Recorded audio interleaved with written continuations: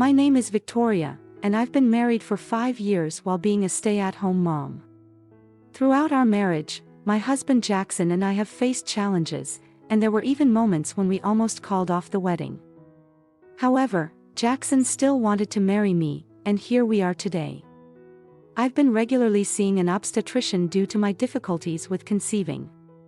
But then one day, I received a shocking text from Jackson that left me in disbelief. I knew this was not the kind of conversation to have over text, but he insisted on sharing something important. I anxiously asked what was wrong, but he hesitated to reveal the truth, making it difficult for me to focus on my evening tasks. Finally, he confessed, saying that he had been considering divorce. Confused, I asked who he was referring to, and he replied, "You and me." Who else? I insisted that this conversation should not happen over text, but he went on to explain his reasons. He mentioned my infertility as one of the issues, but there was more. He revealed that he had impregnated another woman, someone unknown to me, and she expected him to take responsibility.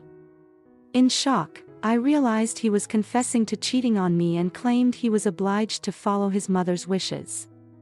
Apparently, this woman was introduced to him by his mother, and he felt compelled to comply. I couldn't comprehend what I was hearing. He casually offered to pay alimony and suggested that I could still live with him until I found a new place. Struggling to keep up with the rapidly unfolding story, I asked for time to process and sort out my thoughts. I needed to understand the full extent of what was happening. Jackson agreed but requested that I don't reject the idea of divorce outright, believing it would be a waste of time and money to seek mediation. It became evident that divorce was inevitable. I pleaded for a couple of days to gather my thoughts, and he confirmed that he wouldn't be coming home. He expressed his sympathy for the other woman and mentioned staying with her until everything was settled. Stunned, I accepted the situation and asked if I could meet her. However, he insisted it wasn't the right time, as she needed space during this critical period. He offered to be the intermediary if I needed to communicate with her.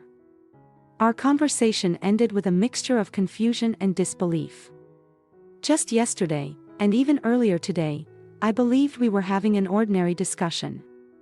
The second text left me speechless, challenging everything I thought I knew about our relationship. A normal couple. But in fact, it was all a lie. I was stunned that we had actually broken up a long time ago. And I decided to finish work, that day anyway, and go home to think things over. When I arrived home, I received a text from someone on my cell phone. The sender was my mother-in-law, Mira. "Victoria. Are you at home now?" "Yes, I just got home from work." "I see. I'm sorry, I thought you were at work. By the way, I'm sure you heard from Jackson. I hope you're getting a divorce soon." "Yes, ma'am. And Jackson says he's going to pay you alimony. But you don't think you're going to get it, do you?" "What do you mean?" "I mean, that this whole thing started with your inability to have children in the first place. Remember, that means you are the cause of Jackson's affair." "How can you say such a thing?" "It's the truth, isn't it? Besides, once you're married to someone, it's only natural that you want Jackson to be happy, isn't it? A child costs a lot of money. He doesn't have money to pay you. You know that, don't you?" "What about my happiness?" "I don't care. You shouldn't need that much money once you're single. And Jackson needs the money to raise his child. It's common sense. But my husband cheated on me. At the very least, he should pay me alimony." "Money, money, money. You're so disgusting. Like I said before, you are the cause of the problem. I should be the one demanding you alimony. That makes no sense. I have told you from the beginning that I have difficulty having children. And top of that, Jackson married me, right? And then this betrayal. I don't know anything about that. Anyway, he is not going to pay alimony. That's all I'm saying. Bye." This outrageous text from my mother-in-law followed my husband's text earlier that day. My life was ruined. I somehow made it to work the next day, but I was feeling terrible. I had no life, and the people around me were very worried about me. However, I couldn't talk about this kind of thing to the people around me. I had no choice but to say, I'm a little sleep-deprived. Then, as if to push me further, I received another text from Jackson. So, are you ready for the divorce? You should have had enough time by now. I've already come to the decision. It's just a matter of what you will do. But you just asked me yesterday. I can't grasp everything that quickly. There's nothing to be confused about. You just need to agree to the divorce without being stubborn. I'm going to start living at home with my lover now. I'm relieved to hear that she and my mother seems to be getting along well. I'm not saying that you didn't get along with my mom, though. It's just that infertility thing was a bit of a problem. I see. You were moving in together. And, you know, about the other day, about the alimony. What? I talked to my mom about it, and she said it would be wrong for me to pay it. Yeah, your mom texted me and told me that. She said, of course I would get cheated on. Because I was infertile. If you say it like that, I sound like the bad guy. That's not what she meant. This is the best thing for the both of us. I'm also talking to a lawyer about our situation. A lawyer? But don't get me wrong, I'm not looking for a lawyer to come in between us. I'm just asking for legal advice. I see. About the alimony, how about offsetting it with the fact that we can't have kids? I think that's a pretty good compromise. What do you think? What do I think? We talked a lot about my inability to have children before we got married. We even talked about not getting married at all. But you said you were okay with that. So we got married, didn't we? Did I say that? I remember it was kind of vague and ambiguous.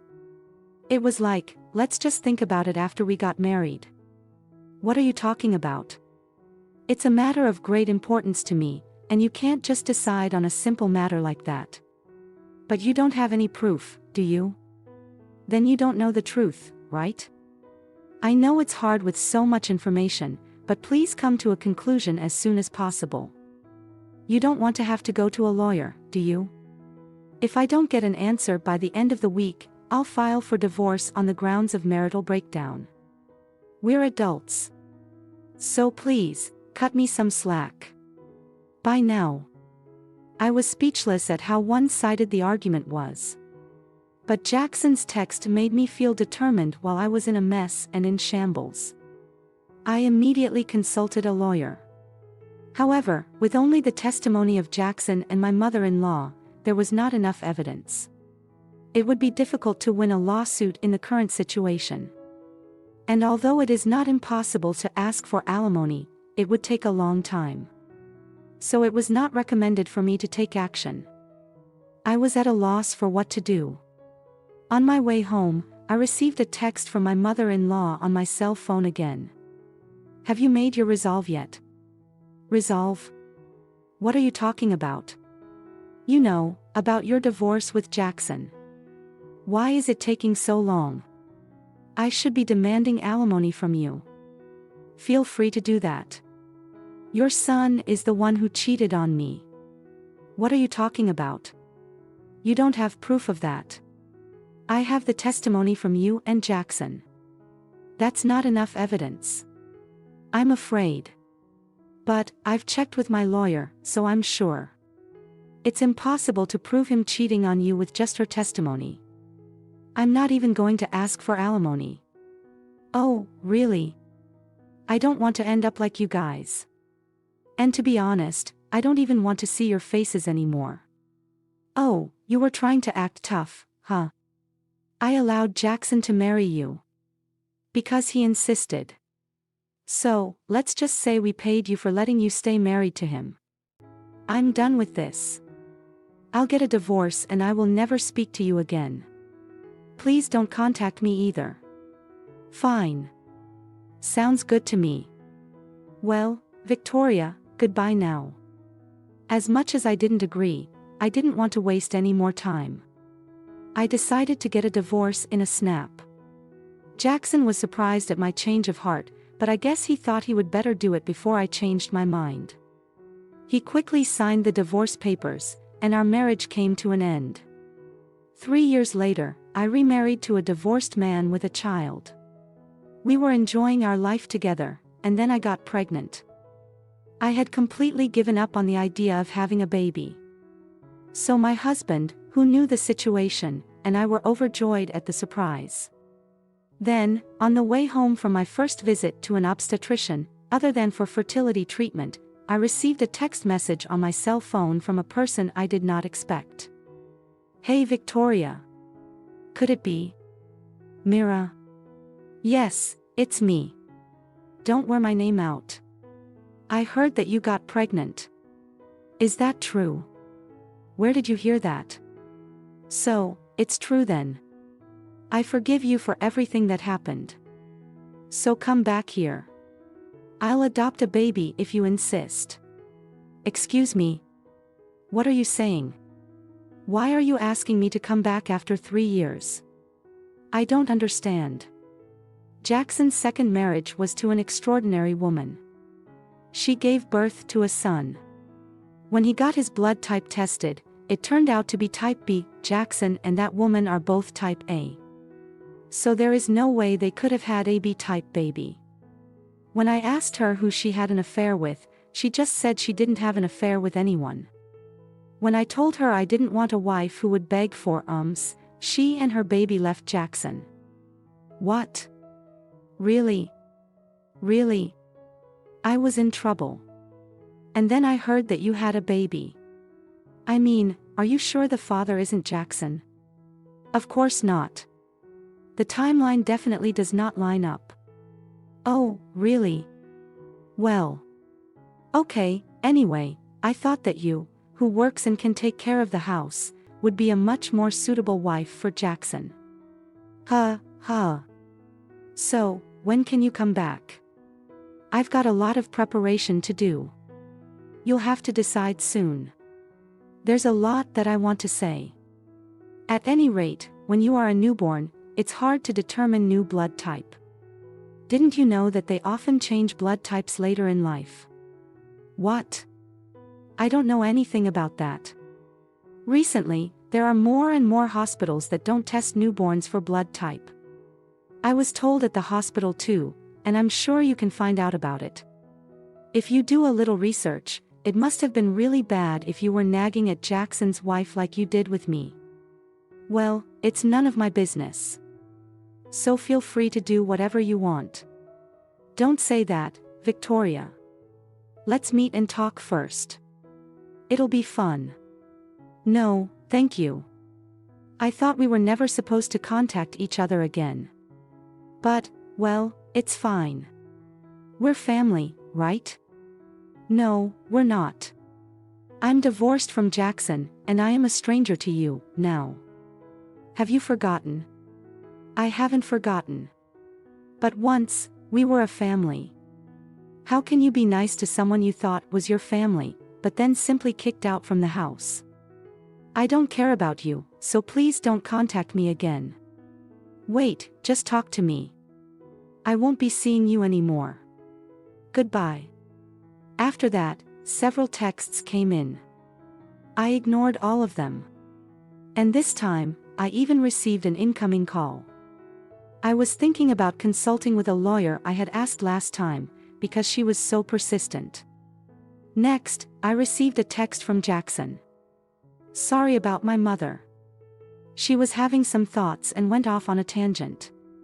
Some thoughts? It was a pretty bad outburst, and I'm still getting a lot of phone calls. What? Seriously? I'm considering involving a lawyer. I apologize. I will ensure she stops immediately. My mother has been causing a lot of trouble. She took it upon herself to test the blood types and made a big fuss about the mismatch. So what? You didn't say anything. I had my doubts too, but I didn't voice them. I understand. My wife became suspicious and took it upon herself to conduct a DNA test. When I asked her about the results, she was furious that they confirmed paternity. She told me she wants a divorce and even demanded alimony. Isn't that terrible? I see. Are you tired? You don't seem to be reacting much. I'm simply not interested in what you have to say. Hey, don't say that. If you start talking like that now, things will become difficult for you in the future. Okay. Like my mom said, you were planning to come back, right? When did that come up? My mom mentioned that you were considering coming back. You're just being stubborn right now. I should welcome you back warmly. That's disgusting. Are you seriously saying that? What? I've remarried, and I am genuinely happy with my life. My new in-laws treat me with kindness, and I love them. I have no desire to get involved with you or your mother ever again. Do you understand? No, but if you don't come back, I'll be all alone. Victoria, are you okay with that? I'm fine with it. Even if I demand alimony and it leaves you broke. It doesn't matter. We were married once, so if you still have any love for me, you should help me out. Your mother expressed a similar sentiment. But it was you who ended that relationship. Nevertheless, I will never see you again, and I am blocking your number. Are you kidding me? Victoria, please, come back. This will be the last time you hear from me. Goodbye. After that, I entrusted everything to my lawyer and requested a swift resolution. This is what the lawyer informed me. Jackson and his wife eventually went to court, and after some time, they finalized their divorce. Jackson's financial situation has deteriorated significantly due to alimony and child support payments, and rumors about the divorce seem to have circulated within his company. It appears that even among his colleagues, rumors started to spread behind his back. Similarly, word of the divorce spread among his relatives. Now, his family no longer associates with him or Mira. However, I'm not particularly concerned about that. I am busy preparing for the arrival of my baby. Learning about all this has provided some relief from the stress.